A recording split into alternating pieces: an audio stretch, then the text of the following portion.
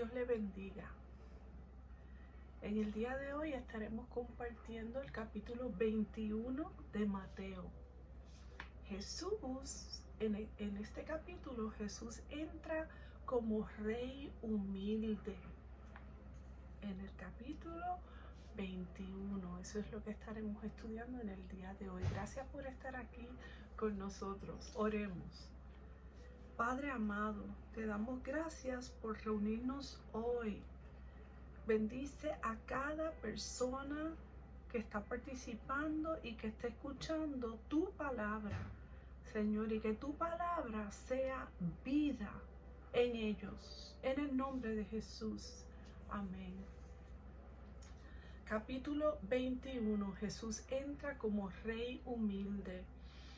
Breve resumen. Jesús entra a Jerusalén montado en un burrito y la gente lo recibe con ramas y gritos de alegría. ¡Hosana al Hijo de David! Luego limpia el templo porque lo habían convertido en un mercado. También enseña con parábolas a los líderes religiosos que no creían en él.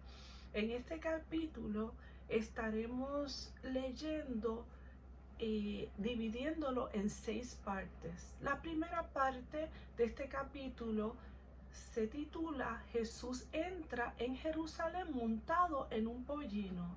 En la segunda parte Jesús despeja el templo. En la tercera parte Jesús les dice a sus discípulos que pueden orar por cualquier cosa. En la cuarta parte los líderes religiosos desafían la autoridad de Jesús. En la quinta Jesús proclama la parábola de los 2 hijos. Sexta parte, Jesús proclama la parábola de los labradores malvados. Comencemos. Vamos a estar leyendo la palabra de Dios y luego el comentario bíblico. Número 1. Jesús entra en Jerusalén montado en un pollino. La entrada triunfal. Cuando se acercaban a Jerusalén y llegaron a Betfagé, al monte de los olivos, Jesús envió a 2 discípulos con este encargo: vayan a la aldea que tienen enfrente y ahí mismo encontrarán una burra atada y un burrito con ella. Desátenlos y tráiganmelos. Si alguien les dice algo, respóndanle que el Señor los necesita, pero que ya los devolverá. Esto sucedió para que se cumpliera lo dicho por el profeta: digan a la hija de Sión, mira, tu rey viene hacia ti, humilde y montado en un burro, en un burrito, cría de una bestia de carga. Los discípulos fueron e hicieron como les había mandado Jesús. Llevaron la burra y el burrito y pusieron encima sus mantos, sobre los cuales se sentó Jesús. Había mucha gente que tendía sus mantos sobre el camino. Otros cortaban ramas de los árboles y las esparcían en el camino. Tanto la gente que iba delante de él como la que iba detrás gritaba: Hosana al Hijo de David, bendito el que viene en el nombre del Señor, Hosana en las alturas. Cuando Jesús entró en Jerusalén, toda la ciudad se conmovió. ¿Quién es este?, preguntaban. Este es el profeta Jesús de Nazaret de Galilea, contestaba la gente. Los comentarios bíblicos dicen así: en esta historia Mateo menciona una asna con su pollino, mientras que los otros evangelios solo mencionan al pollino. Aunque es el mismo suceso, Mateo hace énfasis en la profecía de Zacarías 99, que menciona un pollino de asna. Mateo muestra la manera en que las acciones de Jesús cumplieron las palabras del profeta, dando así una prueba más de que Jesús era realmente el Mesías. Cuando Jesús entró en Jerusalén montado sobre un pollino, afirma su realeza mesiánica, además de su humildad. Desde un punto de vista práctico, ¿qué mejor manera de guiar a un burrito indomado por un camino lleno de gente que teniendo a su madre junto a él? Este es uno de los pocos lugares donde los evangelios describen que la gloria de Jesús es reconocida en la tierra. Jesús cabalgó valientemente como el Rey de paz y la multitud le dio la bienvenida, como usted y yo le damos la bienvenida a Jesús en nuestros corazones. Sin embargo, esa misma gente cedería a la presión política y lo abandonaría pocos días después. Hoy en día celebramos este suceso el Domingo de Ramos. Ese día debemos tener cuidado de no alabar a Cristo en forma superficial, ¿verdad? Ese día y todos los días debemos tener cuidado que no estamos alabando al Señor de forma superficial, pero que realmente le digamos al Señor: Señor, yo te quiero adorar como madre, yo te quiero adorar como padre, yo te quiero adorar cuando trabajo en la escuela, yo te quiero adorar cuando estoy en la carretera guiando. Lo queremos adorar en el supermercado, donde quiera que vayamos, que estemos conduciéndonos como un hijo de Dios. Amén. No para que la gente diga: ay, qué buena persona. No. Es porque tú quieres agradar al Señor y porque tú lo quieres adorar a Él de todo corazón. Amén. Leamos ahora la segunda parte, que dijimos que vamos a dividir el capítulo 21 en 6 partes. Pues esta es la segunda parte. Jesús despeja el templo. Vamos a leer esta parte. Jesús despeja el templo. Jesús en el templo. Jesús entró en el templo y echó de allí a todos los que compraban y vendían. Volcó las mesas de los que cambiaban dinero y los puestos de los que vendían palomas. Escrito está, les dijo Jesús: mi casa será llamada casa de oración, pero ustedes la están convirtiendo en cueva de ladrones. Se le acercaron en el templo ciegos y cojos y los sanó.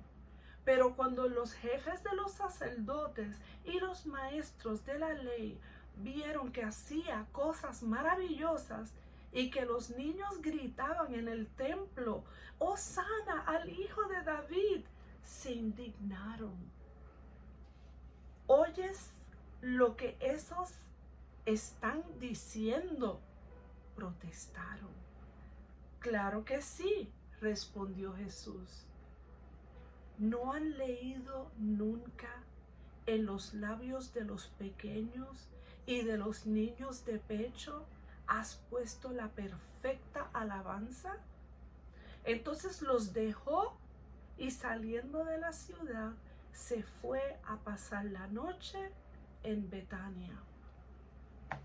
Y los textos bíblicos de ese capítulo que acabamos de leer dice así: esta fue la segunda vez que Jesús despejó el templo.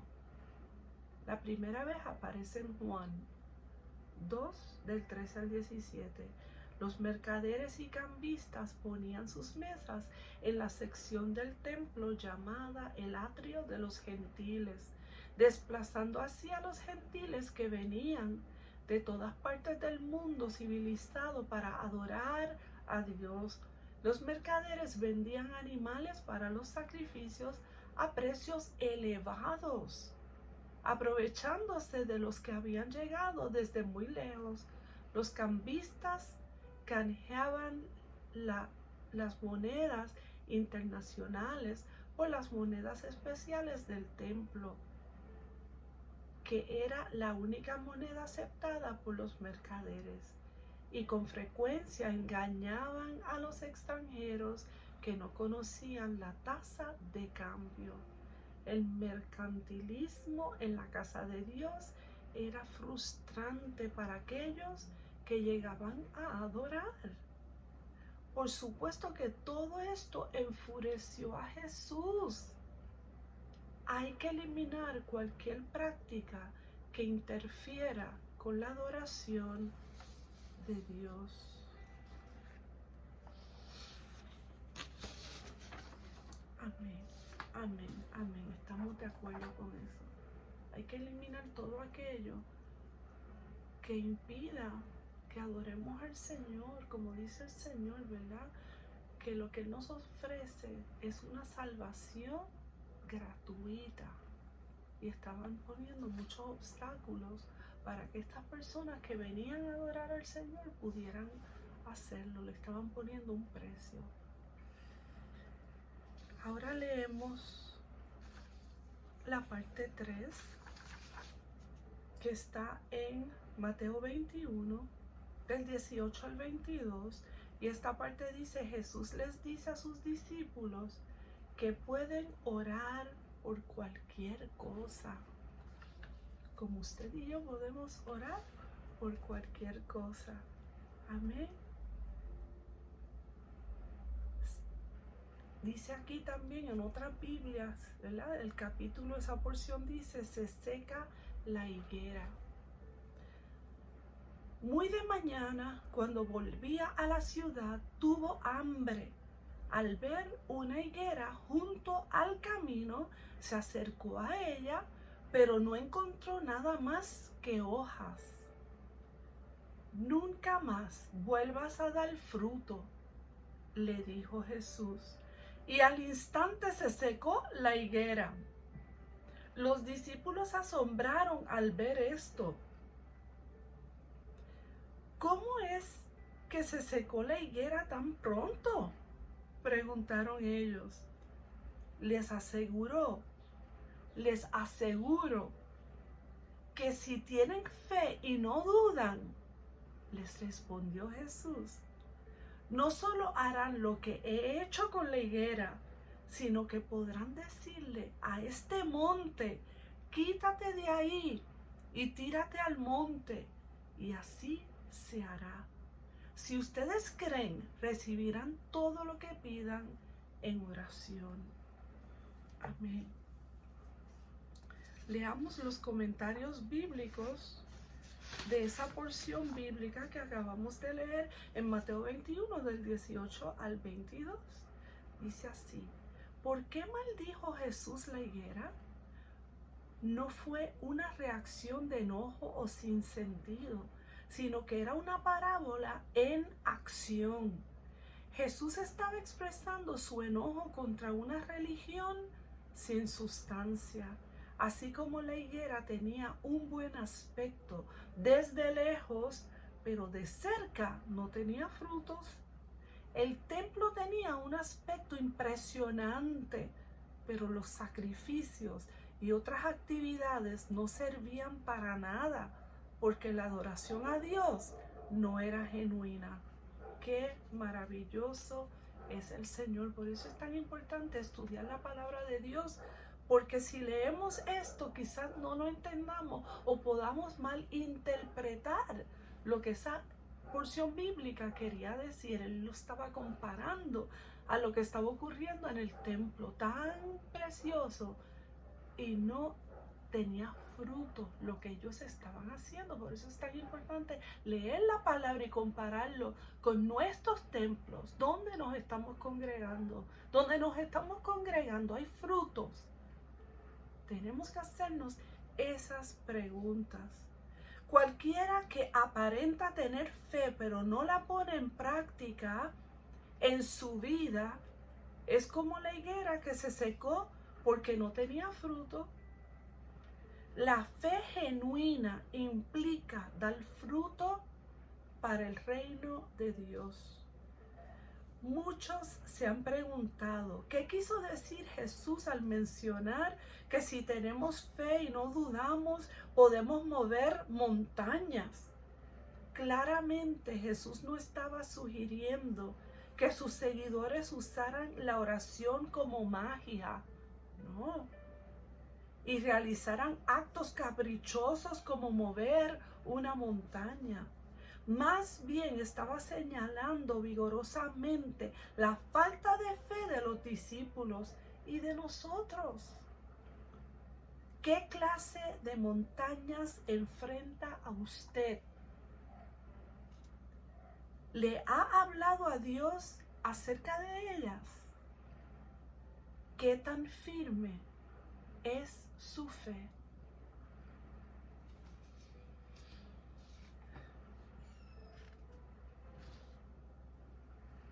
Este versículo no es una garantía de que conseguiremos cualquier cosa que querramos simplemente si se lo pedimos a Jesús y creemos.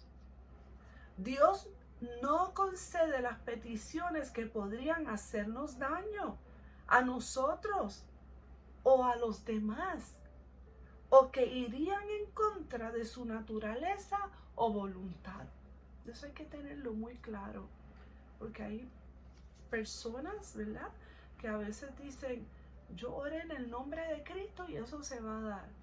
Pues tenemos que tener cuidado, ¿verdad?, que lo que le pidamos al Señor esté alineado con sus propósitos. La declaración de Jesús no es un cheque en blanco para que nuestras peticiones sean concedidas. Deben estar en armonía con los principios del reino de Dios. Cuanto más sólida sea nuestra fe, nuestras peticiones estarán más en consonancia con la voluntad de Dios. Y entonces a Él le dará gusto concederlas. En el nombre de Jesús. Ahora vamos a leer la porción en Mateo 21 del 23 al 27. Los líderes religiosos desafían la autoridad de Jesús. Vamos a estar leyendo la cuarta parte del texto bíblico que está en Mateo 21 del 23 al 27. Y dice así: la autoridad de Jesús puesta en duda. Jesús entró en el templo y mientras enseñaba se le acercaron los jefes de los sacerdotes y los ancianos del pueblo. ¿Con qué autoridad haces esto?, lo interrogaron. ¿Quién te dio esa autoridad? Yo también voy a hacerles una pregunta, les dijo Jesús. Si me la contestan, les diré con qué autoridad hago esto. El bautismo de Juan, ¿de dónde procedía? ¿Del cielo o de la tierra? Ellos se pusieron a discutir entre sí. Si respondemos del cielo, nos dirá entonces por qué no le creyeron. Pero si decimos de la tierra, tememos al pueblo, porque todos consideran que Juan era un profeta. Así que le responderemos a Jesús, no lo sabemos. Pues yo tampoco les voy a decir con qué autoridad hago esto, les respondió Jesús. Los textos, los comentarios bíblicos de esa porción bíblica que acabamos de leer, dice así: los fariseos exigían saber quién le había dado a Jesús su autoridad. Si decía que su autoridad provenía de Dios, lo acusarían de blasfemia. Si decía que actuaba por su propia autoridad, las multitudes se convencerían de que los fariseos tenían una autoridad superior. Entonces Jesús les contestó con una pregunta que revelaría sus verdades, sus verdaderas intenciones. En realidad, los fariseos no querían una respuesta a sus preguntas, sino que intentaban hacerlo caer en una trampa. Jesús demostró que querían la verdad solo si ésta apoyaba sus puntos de vista. Amén. Leemos ahora. Seguimos en el capítulo 21, pero ahora leeremos la quinta parte que dice: Jesús proclama la parábola de los dos hijos, que está en Mateo 21 del 28 al 32. Esta es la quinta parte. La parábola de los dos hijos. ¿Qué les parece? Continuó Jesús. Había un hombre que tenía dos hijos. Se dirigió al primero y le pidió: hijo, ve a trabajar hoy en el viñedo. No quiero, contestó, pero después se arrepintió y fue. Luego el padre se dirigió al otro hijo y le pidió lo mismo. Este contestó: sí, señor, pero no fue. ¿Cuál de los dos hizo lo que su padre quería? El primero, contestaron ellos. Jesús les dijo: les aseguro que los recaudadores de impuestos y las prostitutas van delante de ustedes hacia el reino de Dios, porque Juan fue enviado a ustedes a señalarles el camino de la justicia y no le creyeron. Pero los recaudadores de impuestos y las prostitutas sí le creyeron. E incluso después de ver esto, ustedes no se arrepintieron para creerle. El texto bíblico y los comentarios bíblicos de esa porción dice así: el hijo que dijo que obedecería pero que no hizo nada representaba a muchos del pueblo de Israel en los días de Jesús, en especial a los líderes religiosos. Decían que querían hacer la voluntad de Dios, pero constantemente desobedecían. Eran unos hipócritas que solamente aparentaban ser piadosos. Es peligroso fingir ser obedientes a Dios cuando nuestro corazón está lejos de Él, porque Dios conoce nuestras verdaderas intenciones. Nuestras acciones deben corresponder con nuestras palabras. Amén. Y por eso tenemos que abrirle el corazón al Señor para que Él entre y nos ayude a hacer su voluntad. Muchas personas quieren hacer cambios en sus vidas sin abrirle el corazón al Señor, y eso es imposible.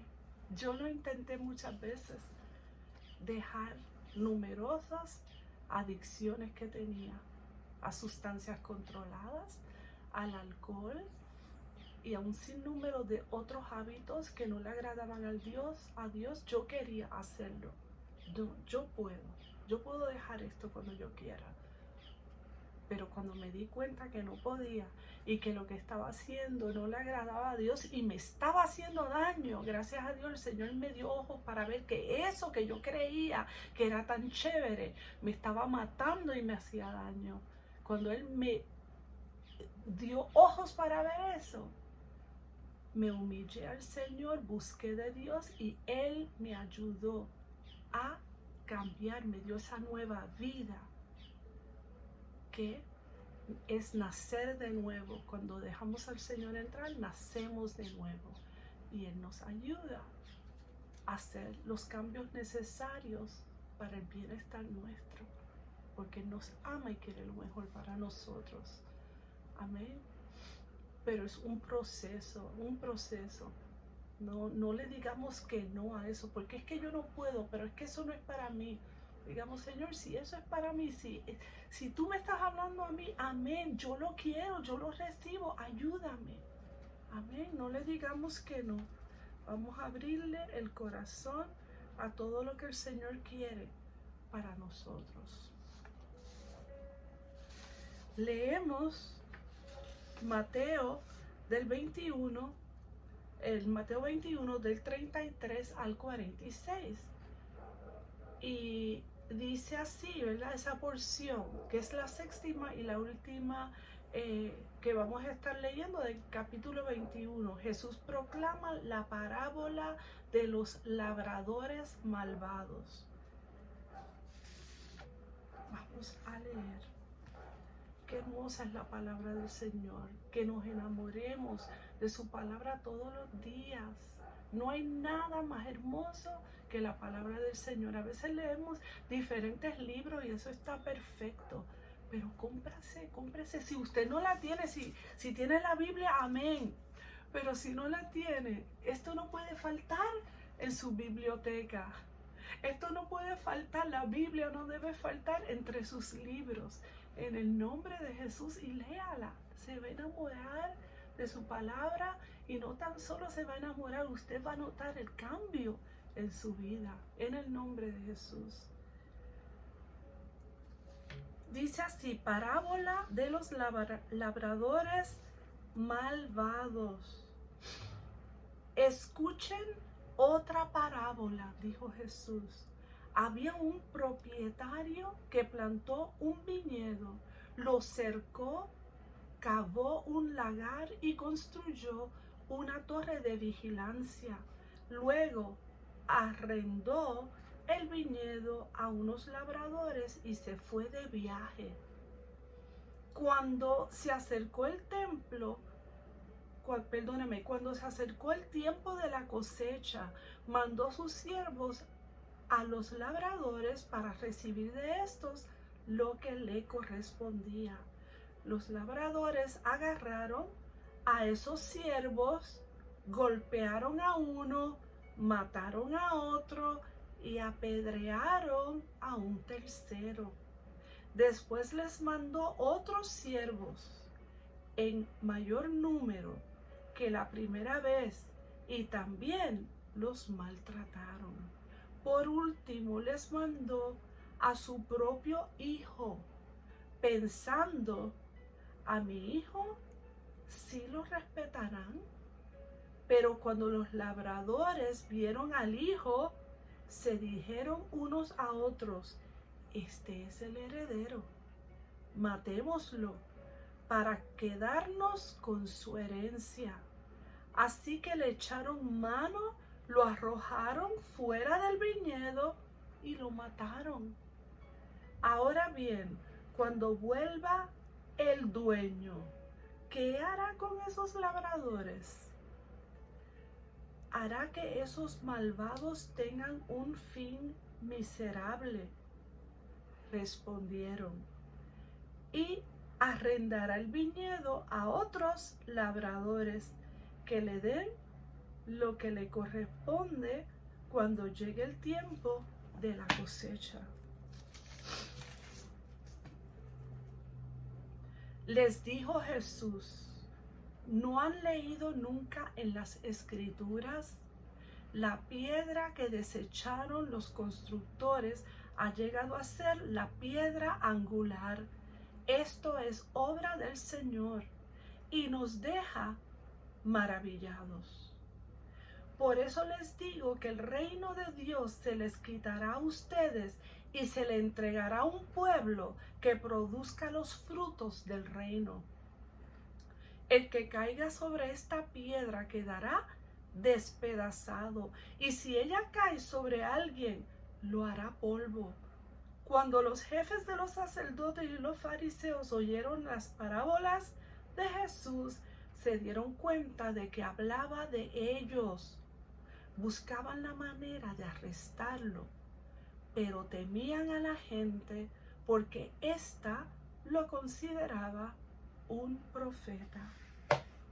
Adoramos tu palabra, Señor.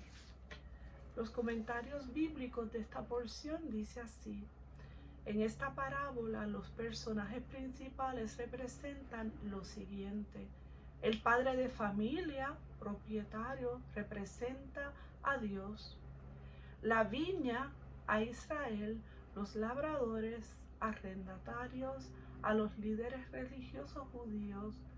Los siervos del propietario, a los profetas y sacerdotes que permanecieron fieles a Dios y que le predicaron a Israel.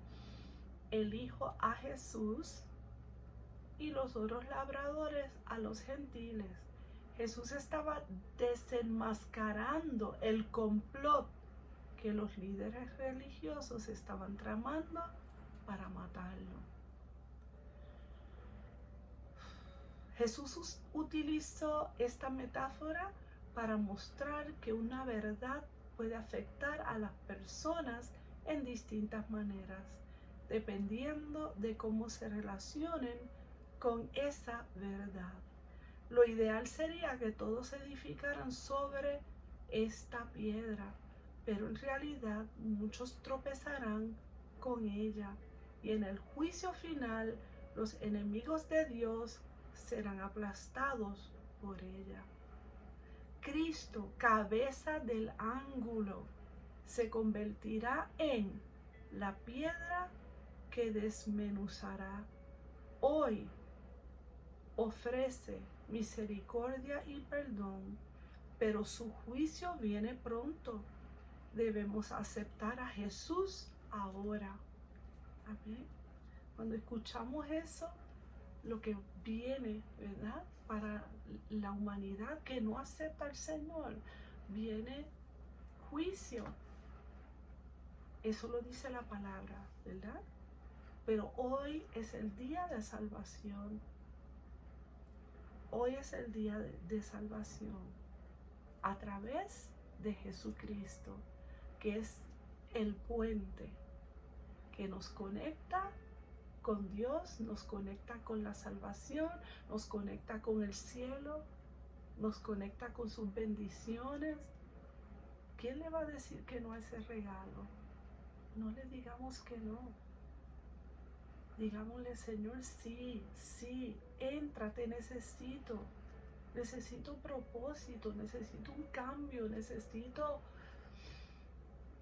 algo, aliento, motivación. Todo eso te lo da el Señor. Más salvación, vida eterna, ¿quién le va a decir que no a eso? Digámosle sí al Señor en el día de hoy, si no lo ha hecho. Amén. Preguntas que debemos reflexionar en ellas. ¿Qué significa que Jesús entrara a Jerusalén como rey montado en un burrito? ¡Qué hermoso! ¿Por qué Jesús expulsó a los vendedores del templo? ¿Qué dice eso de su celo por la casa de Dios? ¿Qué enseñanza hay en la maldición de la higuera estéril? ¿Qué mensaje nos deja la parábola de los dos hijos en cuanto a obedecer con el corazón? ¿Cómo respondes tú a la autoridad de Jesús en tu vida diaria? ¿Ven? y un mensaje para usted y para mí. Jesús es un rey diferente, humilde y justo.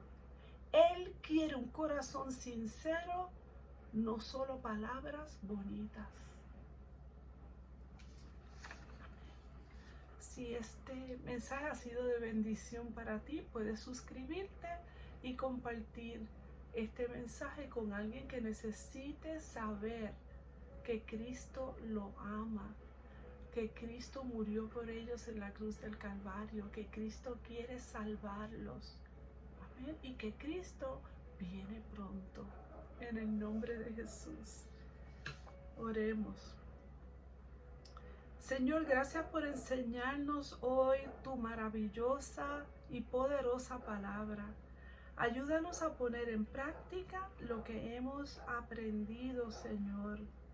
Amado Dios, que Puerto Rico sea un faro de tu luz y un testimonio de tu poder para las naciones, Señor.